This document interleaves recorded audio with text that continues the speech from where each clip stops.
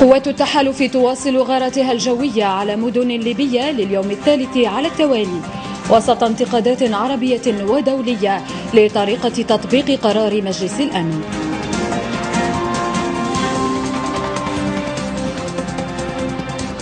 في اليوم العالمي للشجرة عمليات تشجير مختلفة عبر الوطن وخرجات ميدانية لتلاميذ المدارس تحسيسا بأهمية المحيط والبيئة.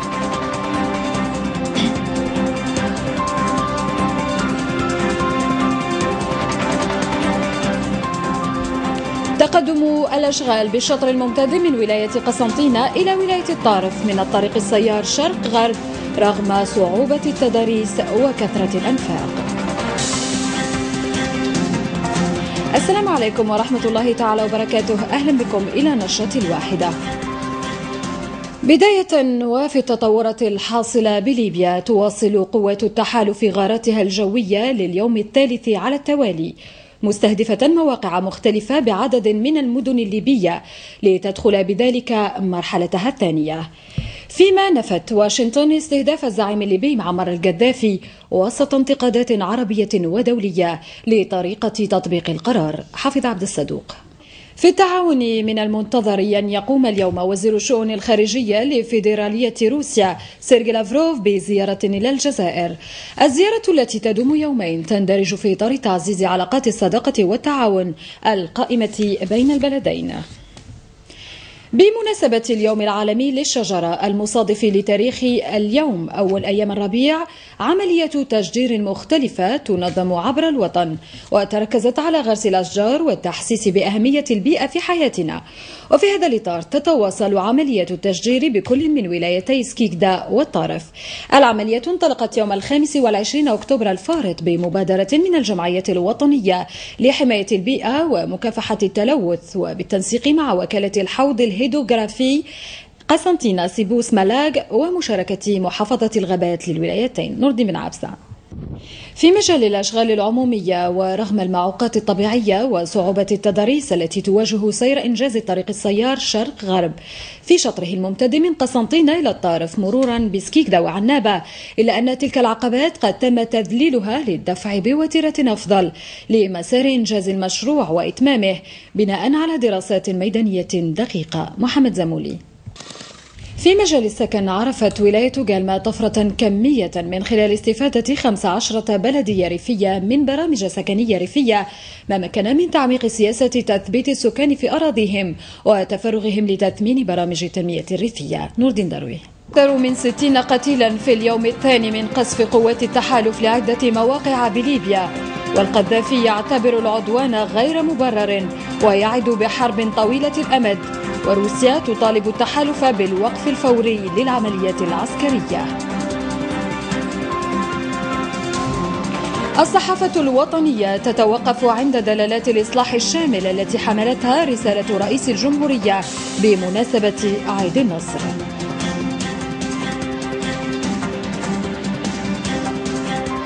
وزير الداخلية والجماعات المحلية يرد على انشغالات النواب بخصوص مشروع قانون البلدية، والمناقشات تستكمل بتدخلات رؤساء المجموعات البرلمانية.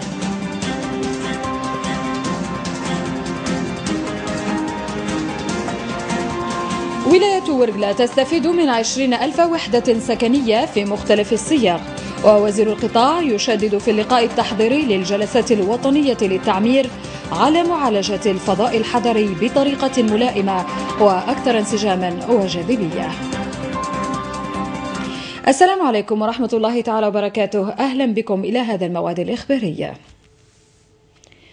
بداية واصلت قوات التحالف قصفها الجوي على مواقع بليبيا مخلفة أكثر من 60 قتيلا مدنيا. طرابلس دعت إلى عقد اجتماع طارئ لمجلس الأمن الدولي معتبرة أن ما تتعرض له ليبيا عدوان غير مبرر، في حين طالبت روسيا التحالف الغربي بالوقف الفوري للعمليات العسكرية على ليبيا والتي وصفتها بالعشوائية. هشام عبد العظيم. عادت الصحافة الوطنية أمس وبالتفاصيل إلى ما حملته رسالة رئيس الجمهورية سيد عبد العزيز بوتفليقة بمناسبة عيد النصر من دلالات موحية إلى ضرورة إيلاء الإصلاحات السياسية نصيبها الكامل من الرعاية والاهتمام لنجاح كل الإصلاحات الشاملة التي شرعت فيها البلاد. رئيس الجمهورية كان قد أكد في رسالته أن إجراء رفع حالة الطوارئ يعتبر بمثابة صفحة جديدة على صعيد المضي بالإصلاحات الشاملة التي بني أساسها بالبرامج التنموية المتعاقبة التي تصبو إلى تغيير وجه الجزائر في جميع المجالات. جلال عماري. هنأ رئيس الجمهورية السيد عبد العزيز بوتفليقة رئيس جمهورية ناميبيا هيفيكبونيي بوهامبا بمناسبة العيد الوطني لبلاده، حيث جدد له في برقية ارتياحه لنوعية التشاور القائم بين البلدين حول المسائل ذات الاهتمام المشترك ولصالح ترقية السلم والاستقرار والتنمية في القارة. برلمانيا أكد وزير الداخلية والجماعة المحلية دحو ولد قبلية في رده أمس على انشغالات نواب المجلس الشعبي الوطني حول مشروع قانون البلدية. أكد أن المشروع منح الصلاحيات اللازمة لرئيس البلدية. وزير الداخلية اعتبر أن الهدف من كل الجهود هو تطوير أداء البلديات لتلبية مطالب المواطن. طه بليدي. قوات التحالف تشن غارات على أهداف مختلفة بعدد من المدن الليبية، حصيلة مؤقتة ب48 قتيلا، والقذافي يتعهد بمقاومة ما أسماه بالاحتلال الصليبي.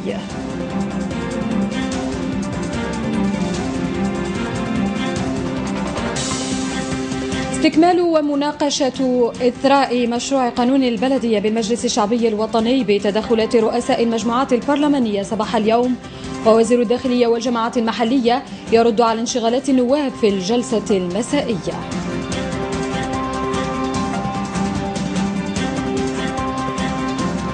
تجسيدا للتعليمات القاضية بتسريع وتيرة توزيع السكنات الجاهزة، ولاية تيارت تستكمل التحضير لتوزيع قرابة 10,000 وحدة سكنية بمختلف الصيغ قبل نهاية السنة الجارية. السلام عليكم ورحمة الله تعالى وبركاته. أهلا بكم إلى ثاني موعد إخباري لنهار اليوم، ونستهل نشرتنا بالتطورات الحاصلة بليبيا، حيث قصفت فجر اليوم قوات التحالف عدة مواقع في طرابلس وعدة مدن ليبية. القصف أسفر في حصيلة أولية عن مقتل 48 شخصا وجرح المئات حسب مصادر ليبية. وفي كلمة له بثها التلفزيون الليبي اليوم، أكد العقيد معمر القذافي أن الشعب الليبي لم يتخلى عن القتال ومستعد إلى حرب طويلة. مريم بايش. هذا وأكد أمس بيان لوزارة الشؤون الخارجية أن الجزائر التي تتابع بانشغال كبير الأزمة في ليبيا تسجل مصادقة مجلس الأمن على اللائحة 1973 وتؤيد بشكل تام الهدف الرامي إلى الوقف الفوري لأعمال العنف بين الإخوة الليبيين.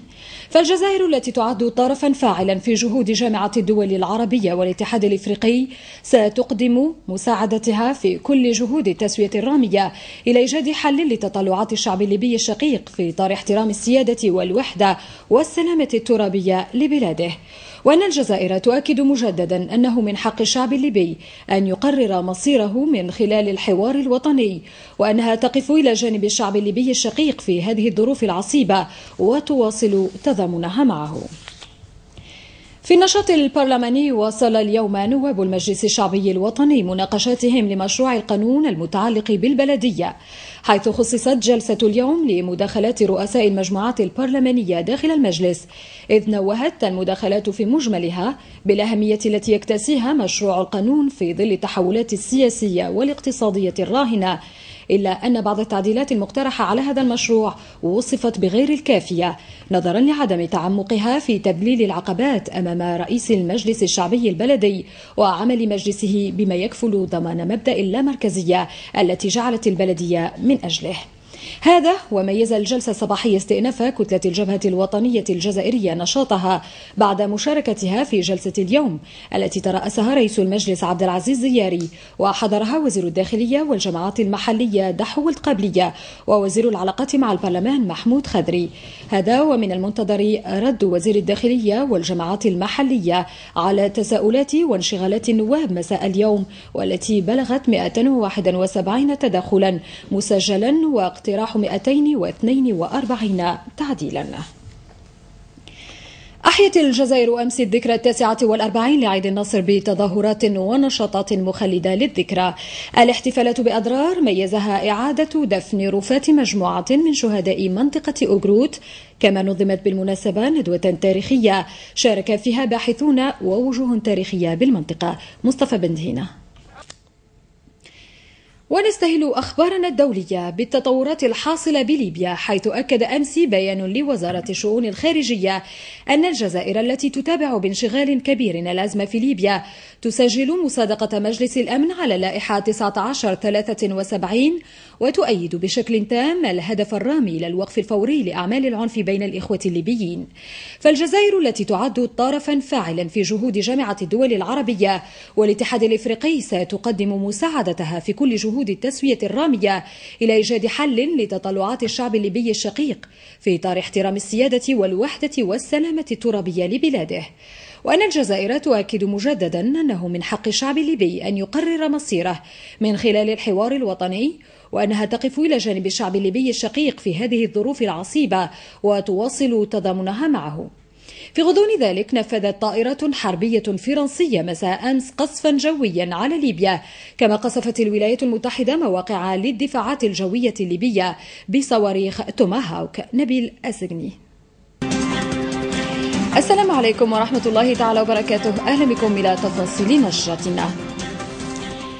وفاء للذاكرة وعشية عيد النصر تستعيد الجزائر مآثر ذلك اليوم المشهود من العام 1962، وفي حدود منتصف النهار عندما دخل وقف إطلاق النار حيز التنفيذ وأصدرت الأوامر لمختلف قوات جيش التحرير الوطني لإنهاء العمل العسكري في كل جهات الجزائر. عيد النصر لم يكن سهل المنال، بل جاء ثمرة لجهاد مقدس خاضته الجزائر ضد قوى الظلم والاستعمار من خلال كفاح مسلح بعمر 7 سنوات وجهد دبلوماسي حمل العالم على الاعتراف بالقضية الجزائرية واحتضان شعبي منقطع النظير للثورة، ما أجبر فرنسا بجحافلها ودعم الحلف الأطلسي لها على الركون إلى طاولة المفاوضات التي عادت فيها الكلمة الأخيرة للمفاوض الجزائري، رغم أنها كانت مفاوضات طويلة شاقة وعسيرة. والاحتفالات الرسمية بالمناسبة تحتضنها اليوم مستغانم بعدة تظاهرات ونشاطات مخلدة للذكرى. جلال عماري.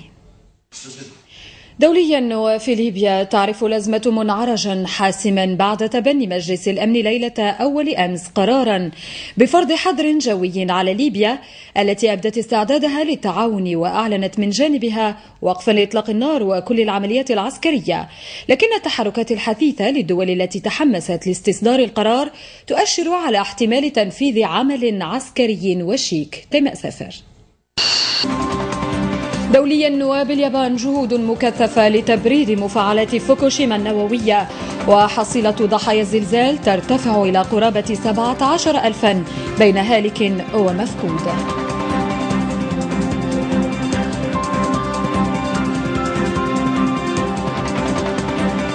القوات الموالية للقذافي تعيد السيطرة على مدينة مصراتة، ومواجهات عنيفة في عدة بلدات شرق البلاد، وتوقعات بصدور قرار دولي بشأن ليبيا من قبل مجلس الأمن الدولي هذا المساء. السلام عليكم ورحمة الله تعالى وبركاته. أهلا بكم إلى آخر موعد إخباري. حيّ رئيس الجمهورية السيد عبد العزيز بوتفليقة كافة الطالبات والطلبة وكل التنظيمات الطلابية الناشطة والواعية برسالة الطالب ومهمة الجامعة من خلال رسالة بعث بها إلى المؤتمر 22 للاتحاد العام الطلابي الحر الذي ينعقد بمركب محمد بوضياف بالعاصمة ضمن الاحتفالات بالذكرى 49 لعيد النصر والذكرى 22 لتأسيس الاتحاد. رئيس الجمهورية ومن منطلق شعار المؤتمر جزائري وأفتخر أكد في الرسالة التي قرأها محمد علي بوغازي مستشار رئيس الجمهورية أكد اعتزاز الجزائر بشبابها حامل العلم والمعرفة المتشبع بحب الوطن والدفاع عنه وعن إنجازات شعبه التي زكاها بتضحيات جسام، والذي يتخذ المبادرة للتعبير بوعي وبمسؤولية عن جهوده وعن تطلعاته للإسهام في بناء جزائر الغد. جزائر، يقول السيد الرئيس، تدمج كل الذين نالوا تحصيلا من العلم والمعرفة في حركية التنمية الوطنية الشاملة يسهم فيها الجميع بأسلوب حضاري ينسجم وشخصية الإنسان الجزائري. ونستهل أخبارنا الدولية من اليابان، حيث تفاقمت الكارثة التي خلفها الزلزال والتسونامي، وتخطت الحصيلة 17,000 بين هالك ومفقود، فيما تتزايد المخاوف من انتشار الإشعاع النووي عقب الأضرار التي أصابت مفاعلات فوكوشيما النووية. وهبة مزوج. وفي سياق متصل بالتطورات الحاصلة بليبيا، أكد أمس وزير الطاقة والمناجم يوسف يوسفي أن منظمة الأوبك لن تجتمع خلال هذه الأيام، وهذا على هامش لقاء بالعاصمة خصص لفتح أظرفة تتعلق بالتنقيب عن البترول. ما فيش نقص اليوم، ما فيش نقص في البترول في السوق الدولية، والأوبك ما عندهاش يعني مش راح تجتمع في هذا الشأن هذا، وما فيش نقص خاص مرة أخرى في البترول في السوق الدولية. في البحرين، أعلنت السلطات أمس عن إلقاء القبض عن قياديين من المعارضة بتهمة التحريض خلال المظاهرات التي شهدتها البلاد مؤخرا، هذا وتجددت الاشتباكات بين الشرطة البحرينية والمتظاهرين بالعاصمة المنامة. من جهتها، أكدت الممثلة السامية للسياسة الخارجية والأمن في الاتحاد الأوروبي على تفعيل الحوار بين جميع الأطراف في البلاد وضبط النفس، بينما استنكرت وزيرة الخارجية الأمريكية هيلاري كلينتون استخدام القوة في هذه المظاهرات. هذا وأصيب 10 المتظاهرين اليمنيين بجروح خلال تفريق مظاهرة احتجاجية في منطقة الحديدة غرب البلاد، كما أصيب 5 محتجين آخرين فجر أمس بجروح خلال هجوم نفذه مجهولون على آلاف الطلاب المعتصمين وسط العاصمة صنعاء استخدمت خلاله أسلحة نارية. أكد الممثل الدائم للجزائر لدى الأمم المتحدة بجنيف إدريس جزائري مجددا انشغال الجزائر إزاء مسألة حقوق الإنسان في الصحراء الغربية، وذلك خلال النقاش العام للدورة 16 لمجلس حقوق الإنسان. ممثل الجزائر أوضح أن هذا الانشغال ناجم عن عدم تحقيق الحق المشروع للشعب الصحراوي في تقرير المصير، وتأسف للأحداث التي سجلت في نوفمبر الماضي بالمخيم الصحراوي إكديميزيك، حيث كان آلاف المدنيين الصحراويين ضحية لتفكيك عنيف لهذا المخيم. وفي ذات السياق، أشار الممثل الدائم إلى أن الجزائر تدعو إلى إطلاق سراح فوري لكل المعتقلين السياسيين الصحراويين، بما فيهم أولئك الذين تم توقيفهم إبانة وبعد أحداث إكديميزيك، وإلى أن يتم تسليط الضوء على مصير أكثر من 650 مفقودا صحراويا. وذكر في هذا الشأن أن العنف الذي يتعرض له الصحراويون قد أدين سيما من قبل الاتحاد الإفريقي والبرلمان الأوروبي والممثلة السامية للاتحاد الأوروبي للشؤون الخارجية وسياسة الأمن، بالإضافة إلى برلمانات العديد من الدول ومنظمات غير حكومية دولية. كما ندد إدريس الجزائري بالممارسة الاعتيادية للقدح في حق الجزائر لمجرد الحديث عن حق الشعب الصحراوي في تقرير المصير التي يقوم بها السفير المغربي ضمن المجلس. وفي حديثه أمام المجلس، أشار الممثل الجزائري بشكل خاص إلى كون هذا المندوب يخرق من خلال هذه العبارات القواعد الأساسية للياقة بتهجمه الشخصي على وزير الشؤون الخارجية الجزائرية.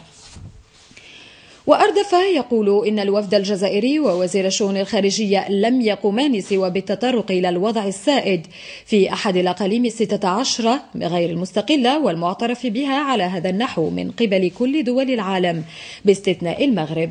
وفي هذا الصدد أشار إلى اللائحة 2526 للجمعية العامة للأمم المتحدة التي تشير بوضوح إلى أن تراب مستعمرة أو إقليم غير مستقل يملك بموجب ميثاق الأمم المتحدة وضعية قانونية مختلفة ومغايرة لوضعية إقليم الدولة التي تديره.